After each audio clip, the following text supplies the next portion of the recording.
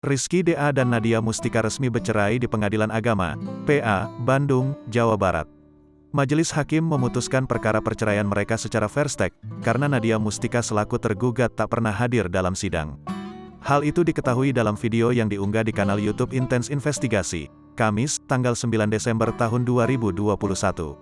Alhamdulillah Majelis Hakim melalui putusannya sudah menjatuhkan izin talak bagi Rizky, kata Diki Dewanto, kuasa hukum Rizky DA, karena ketidakhadiran termohon jadi diputus secara fair stake, sambungnya.